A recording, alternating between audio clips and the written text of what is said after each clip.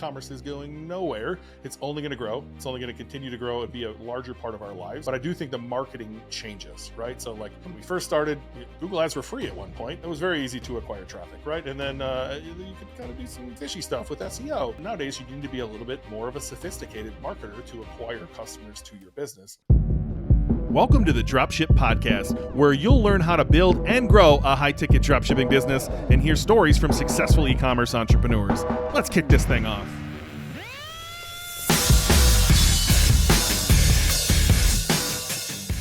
Hey, welcome to the Dropship Podcast. And today we're answering a question from one of our students, Rob, who asked, do you think this business model will be around in 5 years?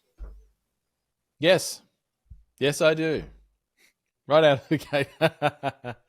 I think it's a question that people ask a lot, and it's no doubt fueled by the plethora of internet idiots who constantly proclaim that dropshipping's dead. Every year I've done this, which is 10 years now, there has been somebody going, you don't want to do dropshipping anymore, you want to do, it doesn't work anymore, blah, blah, blah. And that's, of course, nonsense. Yes, there have been a couple of methods of approaching dropshipping that have gained popularity over recent years that kind of have come and gone. Like we talk about AliExpress dropshipping. That was never alive if you ask me, but Amazon dropshipping was big for a while too. Dropshipping, yeah, that's eBay dropshipping, vomit. But look, I mean, at this point, high ticket dropshipping has been around for at least 20 years. At least 20 years. And I know the world is changing rapidly in a lot of ways. AI is no doubt continuing to change a lot of things. I think we're still at the point of recording this, only kind of probably seeing the edge of that, what that looks like. And no doubt that's going to continue to evolve over the coming years.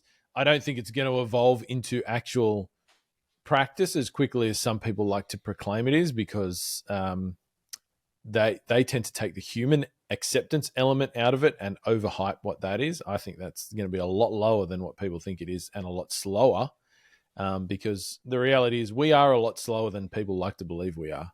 But in any case, there is nothing to suggest that this particular business model is going to, and I don't want to call it a business model, sorry, because dropshipping is e-commerce, right?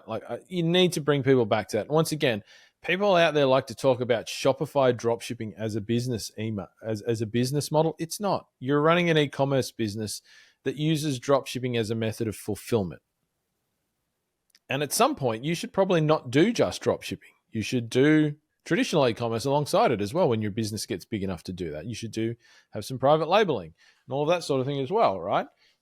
So I want people to think about, my business is an e-commerce business. Get that into your head. Now, is e-commerce going anywhere?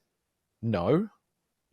In fact, it's likely to become bigger and stronger over the coming years. The e-commerce industry has grown consistently, albeit with a increase and decrease in the growth rate around COVID, of course. Pre, during, and after COVID, the growth rate changed quite a bit, but it's still on track, growing rapidly year on year. And you're participating in that when you run a high-ticket dropshipping business. So I would like to see anybody convincingly make the case that e-commerce is not going to be around in 5 years' time. I mean, that notion is just frankly ridiculous. And so there is no reason to suggest that dropshipping as a method of fulfillment within the e-commerce industry is going to go away. Now, do I think that strategies and tactics might change within that time? Sure. I mean, they've changed in some of them have changed in the time I've been doing it, like the last 10 years.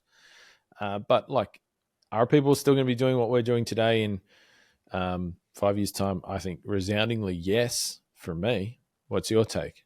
Right now, we're at our Dropship Breakthru live event in Salt Lake City, and we'd like to see you at our next live events next year.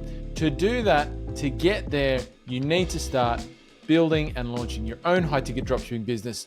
And in celebration of our current live event, we've got a special promotion running now on Dropship Breakthru membership, where you can come and learn how to build, launch, and grow a high-ticket dropshipping business with the support of myself and Ben and our huge community of successful high-ticket dropshippers. So head to dropshipbreakthru.com/SLC to find one of our best deals of the year, where you can get in, you can start building your own high-ticket dropshipping business today, and hopefully we'll see you next year at our next live event. Yeah. Do I think dropshipping will be around in 5 years? Absolutely. I think it'll be around. Like you said, it is just e-commerce. Dropshipping is the method of fulfillment, and e-commerce is going nowhere. It's only going to grow. It's only going to continue to grow and be a larger part of our lives. But I do think the marketing changes, right? So like, when we first started, Google ads were free at one point. It was very easy to acquire traffic, right? And then you could kind of do some fishy stuff with SEO. Nowadays, you need to be a little bit more of a sophisticated marketer to acquire customers to your business. And I think in the future, you're going to have to continue to be even more sophisticated. People are going to search for things in different ways in the future. At some point, I don't know when that'll be. Some people think it's in a couple of years. I think it's probably longer than that. We're all going to be wearing glasses or goggles or contacts. And heck, we might even have Neuralink connected to our head and be thinking about what we want to buy and seeing ads in our contacts or something like that. It's going to be a wild world, I think. Before that, there's going to be a lot more voice search. You're going to be asking things. When ChatGPT is integrated into your iPhone, you're likely going to be served products through an interface that we're not currently using. And so you're going to have to learn a new interface as a marketer in order to acquire customers, whether that's through Gemini or whether that's through your iPhone via ChatGPT, or whether it's through something we can't even imagine yet. The marketing's going to change. No question the marketing's going to change. It always has changed. But I don't think e-commerce ever goes away. I don't think having things show up at your doorsteps ever going away. And I don't think serving customers in a way that we serve customers, which is like serving them with high ticket products in very specialized areas, is ever going to go away, because those products are always going to be wanted. They're only going to get innovated and have more of them over time. And I just don't see people going to Amazon or, big box retailers for specialty type items, which tends to be what we're selling. Yeah, absolutely. Yeah, I don't think that, like I say, I mean, that those sort of changes would take a lot of time. Like in terms of like who you're competing against and that sort of thing. I mean, it's not in Amazon's interest to change their business model.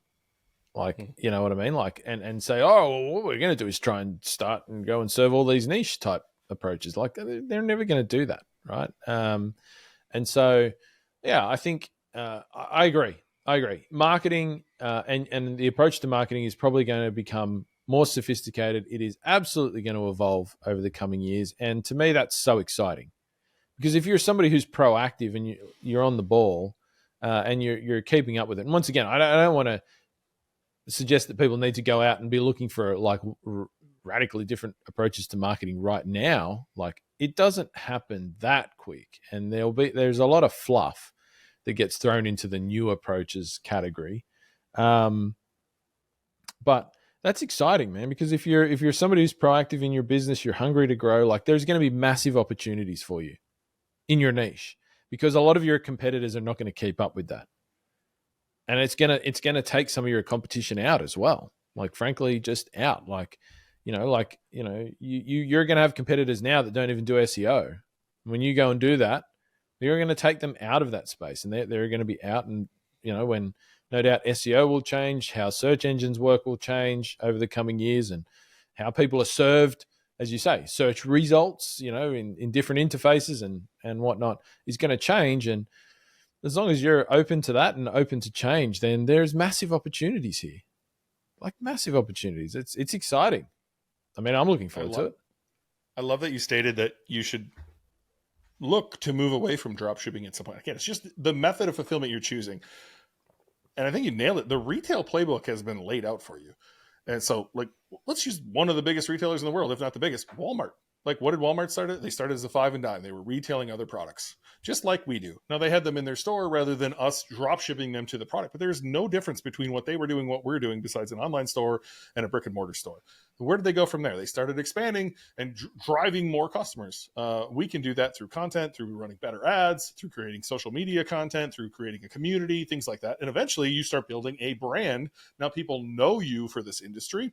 Likely at that point, you're ranking for keywords. People know to come to you to look for those products. You have all of the information from the community on what there is missing, and now you can create that. And now I think I skipped a step even. You should dropship those products. Then you should warehouse those products to get a better margin on those products so that you can sell even more, so you can serve your customer even better. Then you know what they want. You can create your own brand, build a brand inside the store. Look at Walmart again. They have their own Equate brand. They have multiple brands inside their store. So does Target. So does Wayfair. So does everyone else. Or you could just go acquire these brands and bolt them into your business. The playbook seems very, very clear on where we should go here in e-commerce. And so I just love the way that you said that. And I hope people don't get turned off because dropshipping is a scam or dropshipping's dead. You know what? You know how many times people ask my wife at like the kids' softball games, hey, what does your husband do? And she's like, oh, he teaches dropshipping. And they go, isn't that a scam? Like, that's the first response. And like, this is never going away. Like, it is simply, you're running an e-commerce store, a retail business. That's probably what we should change our name to, is like Retail Breakthru instead of Dropship Breakthru, because I think it would take the stigma away. That's all we're doing. We are retailers for businesses. There's retailers everywhere. Do you go into, so one of the common, sorry, I'm ranting here. One of the common pieces of feedback we get is like, why the hell would a manufacturer want you to sell their products when they could sell it themselves? Go down to the bike store that everyone has in one of their towns, right? Like a bike store, and walk in there and go, hey, why the hell does fucking Schwinn want you to sell their stuff when they could just sell it themselves? You would never ask that, because you're like, in your head, you're going, of course there's a place right here for me to go in there and see this stuff. What is the difference between you owning real estate in the real world or real estate online and doing the exact same thing and serving the exact same customers? Like, I kind of, no offense, Rob asked this. I love Rob. He might be my favorite person. He was the student of the year last year. No offense to Rob. I'm not shitting on you about asking this type of question, but it just boggles my mind that why wouldn't this be around in 5 years? Why wouldn't there be more e-commerce? Why wouldn't there be more people shopping online? I don't know. I don't see this ever going away. I think the playbook is very, very clear. If you're listening to this podcast and you've never started, this is your kick in the ass. Like, it is so obvious what you should do and the actions that you should take. And we've laid out the playbook for you in this podcast and in our course. Get started. What are you waiting for? Like, and the people who are listening to this who are already building, keep going. Like, again, the playbook is pretty clear. Let's get you from dropshipping to warehousing to starting your own brand to hopefully exiting for a very, very large figure. And who knows what you do after that? I don't know. I get excited about this stuff, John. I don't think it's ever going away.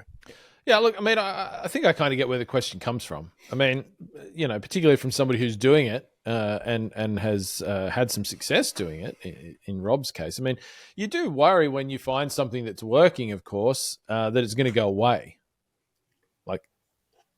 People's questions should be, well, should I commit my time to something that, you know, and I'm concerned that it might go away? Like, you know, I'm going to waste my time, or it's going to get good and then it's just going to disappear overnight and I'm going to be left high and dry and all of that sort of thing. And I think even if that did happen, right? Even if let's say that happened. Let's say you built a high ticket dropshipping business for the next 5 years. You did a reasonably good job of that, in which case, if you did it consistently for 5 years, you'd be making some decent money, even if you did a passingly good job of it. You don't even need to be the best ever sort of thing. You're going to have like a business in a niche serving an interest that people have, if you've set it up right, or set of interests that people have. You're going to have a big list of customers by that time, people who have bought from you, who are in that niche, who you know are passionate about it. Your brand is going to be known within your niche. And let's say that dropshipping stopped working. Let's just say, for whatever fucking magical reason, the end of business unicorn comes down and says, no more dropshipping. You've still got that business. You just can't dropship stuff. But you've still got a business in a niche that people know, that can serve people. All you have to do is wheel another product or another method of serving those people in there, and you would still have a business. You still have something of value there. And yeah, you might have to make some changes. You might have to spend a little bit of money. If you've been doing your business for 5 years, you're going to have a little bit of money to spend, right? You're not going to be like scraping $2 together at that point, unless you've been doing it wildly wrong for the whole time, in which case you're just an idiot. and it's you still have something of value. There is still going to be something that people in that market will pay you for to have you help them to continue to do the thing they want to do. And you're going to have so much experience by that time, so much skill built up in running a business, in selling, in marketing, that you're going to see things so far different to the way you do today. When you have that fear that, oh, if the drop shipping gets taken away, I'm fucked kind of thing. Like, you won't be, because you'll just look at it all differently. You'll be instantly like, because by that time you see the matrix, you're going to be like, yeah, I could sell this, I could do that, services, information, blah, blah, blah, all this sort of stuff. And you'll be able to still turn that big email list and that place in your niche and the content you've built up and all of that sort of stuff into money. With whatever it is that replaces drop shipping, or whatever it is that comes to the fore that is, people are going to spend money forever. Let's be real. Like, people love to spend money. And so there's going to be something that you can sell to people in your niche in some way, somehow, that's going to be profitable. I guarantee it. I think one of the things that I personally have thought a lot through is like, what role does AI play into this? And I think Rob's kind of asking that question too here when we asked it in Slack.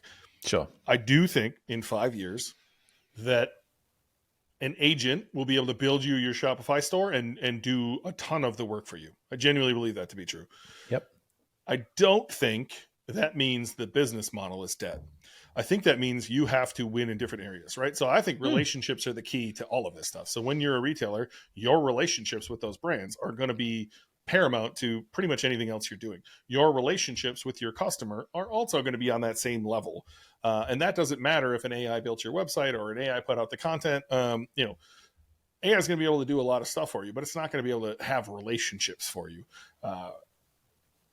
I think that's what's going to be key. And I'm glad you kind of pointed out some of the other ways. Like, even if they stop buying stuff, which I just don't think they're done buying stuff, you now have a community of people who are interested in a very niche market, if you will, and you are going to be able to sell them other things or assist them, really help them with other things, help them with their problems. But I don't think AI comes into this and like builds a website and immediately runs Google ads and takes all your, I just don't see that happening.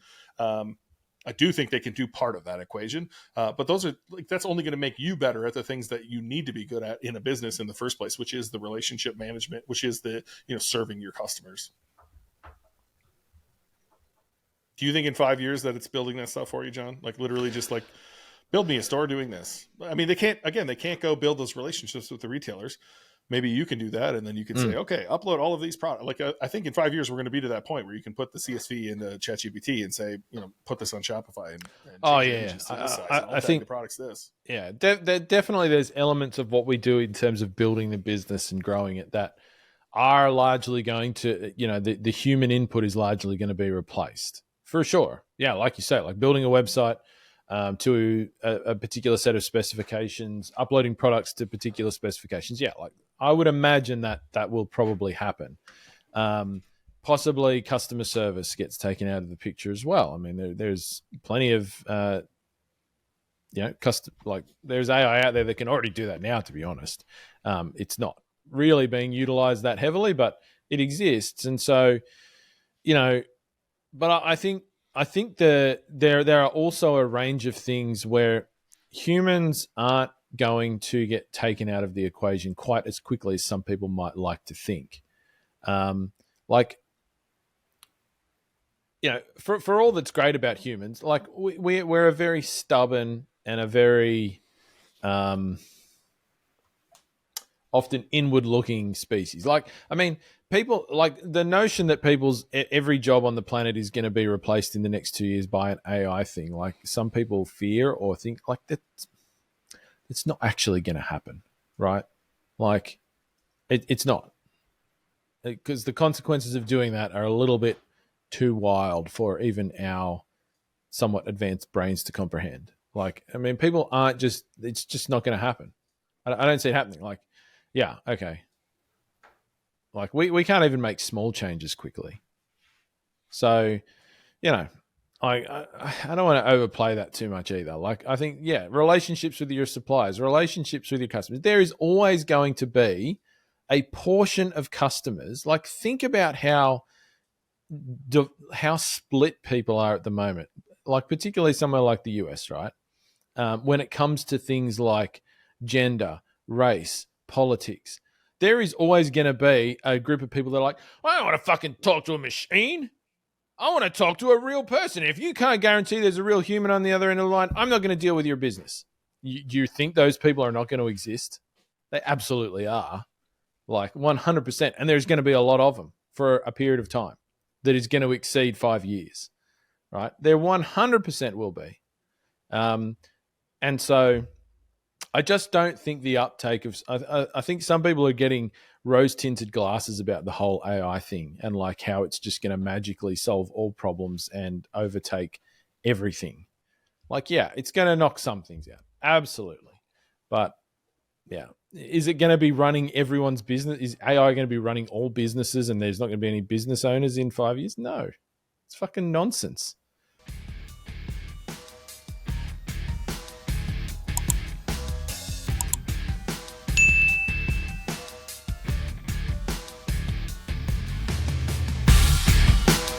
Thanks for listening to the Dropship Podcast. You can find all the show notes for this episode at dropshippodcast.com.